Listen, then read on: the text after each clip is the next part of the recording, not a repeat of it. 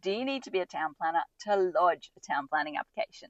Now, I was having a chitty chat to a building design earlier this week, and we're kind of like workshopping some different common questions that he fields from his clients.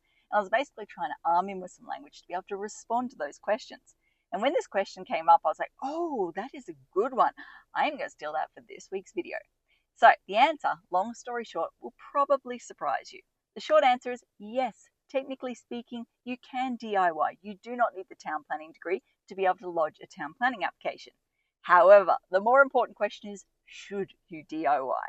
Now, whenever I get this question, I always use an analogy. So imagine you've got this scenario. You've landed yourself into some hot water. You've found yourself in court. Do you choose to self-represent, or do you engage the services of like a solicitor or a lawyer to represent you? The majority of people I'm going to suggest here would go with option 2. We do not self-represent. And there's 3 key reasons. First and foremost, most of us do not have the time to be learning the ins and outs of the legal system and dealing with all of that. Like, we've got better things to be doing. Number 2, most of us don't have the inclination or desire to deep dive into legislation. Like, I think you would struggle to find even a solicitor or a lawyer out there who's like, oh my goodness, the highlight of my week is diving deep into that legislation and reading all the words onto pages. Like, no, most people are like, it's a necessary evil. And then number 3, most importantly, you've got to consider the risk factor. Most of us sit there and just go, you know what, there is a risk that I'm going to miss something, or that I'm going to say the wrong thing, or that I'm going to do the wrong thing, and then I'm going to end up losing the case as a result. So yeah, most people choose to engage a solicitor or a lawyer for time reasons because they just do not have the inclination, and most importantly for the risk factor. Exactly the same when it comes to town planning.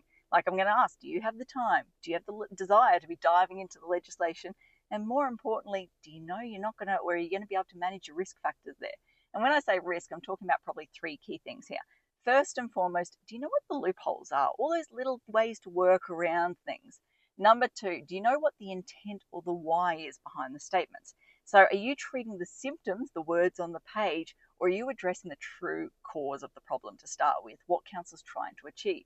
And then last but not least, do you know what solutions have worked in the past, what solutions don't work, what council likes, what they don't like, all of that sort of stuff? If you're not living and breathing this stuff every single day, there is a risk that you're going to screw one of those things up. So yeah, just some food for thought. Hopefully next time you guys get this question, you can go, oh, I've got a legal analogy for you. It's all about time, inclination, and risk. Let me tell you about it. So anyway, that covers off everything I want to talk about. As I always like to say, until next time, thanks for watching. For all you red tape lovers out there, I have one thing to say. Well, no, actually, I've got 3. Number 1, the advice provided in these videos is general in nature. It's not site specific.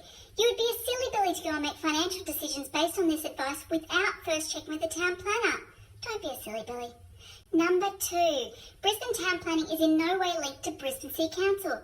The views expressed in these videos are my own, not council's. So if you don't like them, blame me, not council. Number 3, what was my number 3? Oh yeah, the views expressed in these videos are accurate at the time of recording. If you're watching this video back 10 years from now, the views may not be so accurate. That's all. Bye.